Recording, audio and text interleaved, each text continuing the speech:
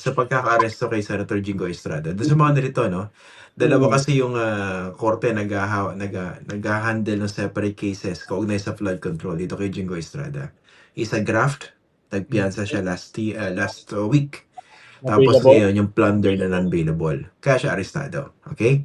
So, una-una, what does it say about the accountability, the push for accountability sa flood control scam? Na finally, di ba, kayo mismo sa NEDO, naghahanap ng big fish. Sabi niyo, hindi pa big fish itong si Bong Revilla dahil isang former senator. Ito, incumbent senator. Does this satisfy your demand for greater accountability? Siyempre, hindi pa. Pero at least yung sinabi ni John Vic Remulla na may mangyayari, may papakulong siya ngayong Mayo, ay medyo nagsisimula na magkatotoo. Kasama din si Boying. Sen, Boying. Boying, John no? Vic, Boying. Boying Okay. Remulla na may papakulong siya ngayong Mayo. At kasama rin si the first secretary to be charged and arrested, si Secretary Bonoan. Bonoan. Kasama rin niya ay iba pang mga DPWH officials. Tapos may probability rin na next week, isa pang senador ang makasuhan at makulong for plunder. At iba pang mga opisyales ng gobyerno, specifically sa DPWH. Ang hinahanap ko lang, bakit wala pa yung malalaking mga contractors? Bakit hindi pa sila naisasama rito? Parang si Diskaya pa lang eh. At yung kalahati ng Diskaya, kukulong. Ano na nangyari dun sa 10 biggest contractors na pinagsimulan nitong mahiya naman kayo campaign? Parang nakakalimutan sila. Oo, nakakalimutan na. Oo. Bakit? Dahil ba marami silang budget? Marami ba silang koleksyon? No? Marami ba silang magagaling na mga... Hindi ko na babagdagan. Tuloy mo. Alam ko, dun papunta yan eh. Naku, ba naramdaman mo? Naramdaman ko. Muntik mo ano eh, no? Kung uminom ng kape. So, ayun, sana simula pa lang ito. Pero, last week lang eh, sabi ni Jinggoy, bakit yung mga tiga-majority ang inuuna? Bakit parang selective?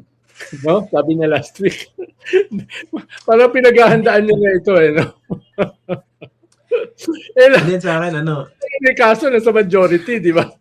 Sen, singit ko lang yan, no? Kasi yan ang napaka-intellectually dishonest narrative na nadinig ko lately. Na yung sinasabi nila na inuubos yung majority. Inisa-isa ahead of the impeachment trial.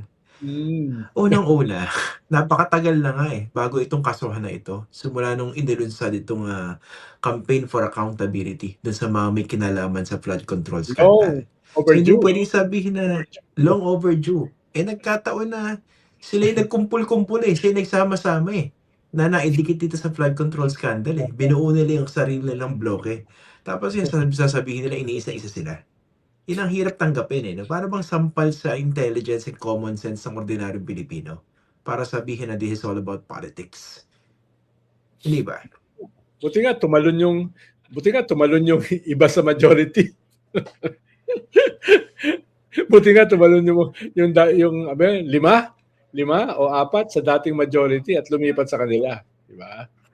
Pero kung meron silang alam na tiga-minority na dapat din kasuhan at ikulong, sabihin nila, babanatan natin dito mismo sa Facts First.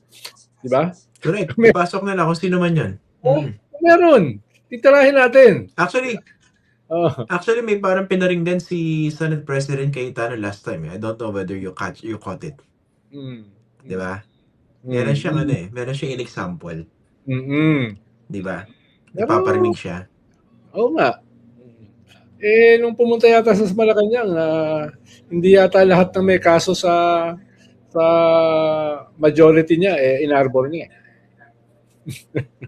Hindi ba lahat? Parang dalawa lang yata yung kanyang inarbor kaya baka may nagtampo. Just a minute. Oo. Oo. Pero, okay. matagal na ito di ba?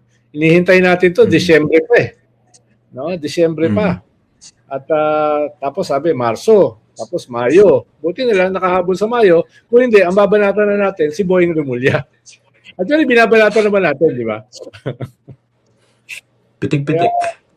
Kaya yung mga sinasabi ni Kwan, ni Jinggoy last week, na bakit sila yung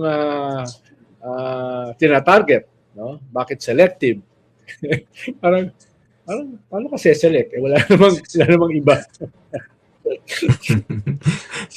Kayo nagsama-sama dyan eh. Di ba? Bumuo kayo ng bloke eh.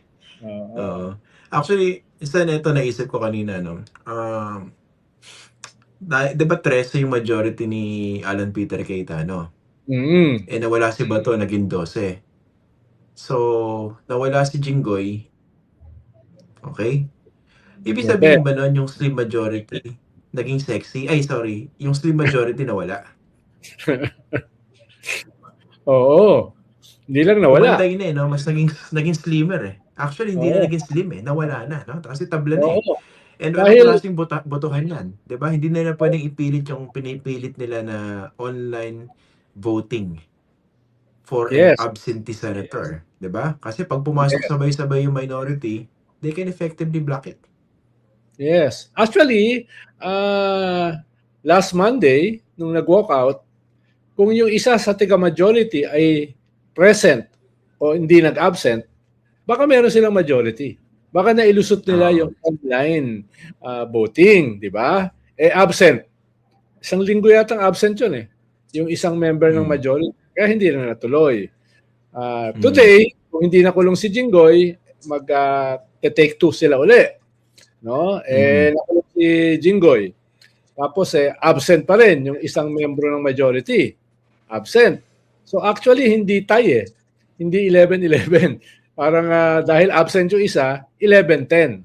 Mas marami yung minority. Kaya ayaw siguro nilang dumami kanina. No? Dahil mas kaunti na sila. Hindi na tie eh. Tapos, kung makukulong si Joey Villanueva next week, di lang sila.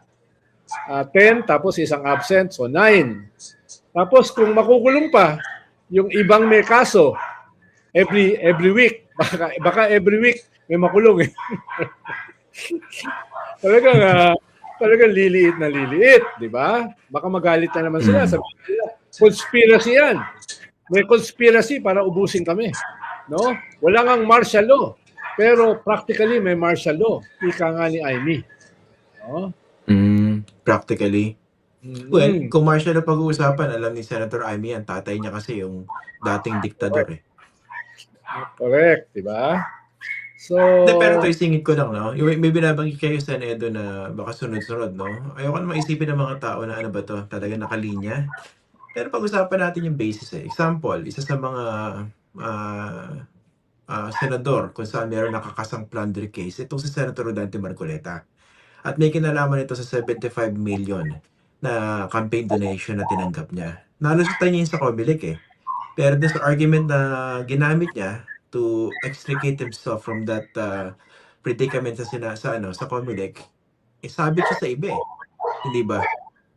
Bawal tumanggap ng regalo bilang isang opisyal ng gobyerno. Nagkataon ng congressman siya noon. At hindi barya yung tinanggap niya. So nakakita talaga ng butas at nanggaling mismo sa sarili niyang bibigyan eh. So ang hirap sabihin na politika lang yan. Dahil nandyan eh. Siya mismo yung nag-admit eh. Kung hindi ba naman siya unang-una nagsalita doon sa isang interview sa TV. Di ba? Kung tinanong nga si Boying Remulla, ano ho yung ebidensya? Sabi ni Boying Remulla, yung lahat ng ebidensya nanggaling sa kanya eh. Kaya hindi na namin kinakailangan maghanap ng ebidensya. Di ba? Sabi ni Boying. Oo. Tsaka yung mga submissions sila sa Comelec eh. Oo. Yun eh. Tapos, ayun nga, ang sabi dyan ni Mike Defensor, wala yan, kahit sinong pinakamagaling na abogado ng Pilipinas. Hindi mananalo yung kaso na yan. Bakit? Dahil wala namang kaming pakinabang nung nagbigay kami. Sabi niya. Parang ang definition niya, anong ginawa nila? Indirect bribery. No? Tapos ang sabi pa ni Mike Defensor, hindi naman galing yan eh, sa pondo ng gobyerno. So, bakit may plunder? And, naalala mo yung yung dalawang tauhan ni Secretary Aguirre na nakasuhan at nakulong for plunder? Hindi naman ang galing sa kwan yun sa government Diba nang galing yan dun sa Chinese, na pinaburan, pinalaya ni Aguirre yung mga empleyado. So nagbigay siya ng 50 million. Hindi galing sa gobyerno yun, pero plunder pa rin yun. Dahil malinaw sa batas na hindi kinakailangan manggaling sa gobyerno yung pondo para maging plunder. At hindi kinakailangan merong direct benefit para makasuhan ng plunder, no? Si Mike Defensor na yung pinagsasabi. Ang mas marami rin siyang kaso Meron pa siyang human trafficking, di ba? Qualified human trafficking na kaso. Yung pamilya yata niya kasama ron. Tapos itong plunder. No? Kaya delikado ito si Marcoleta.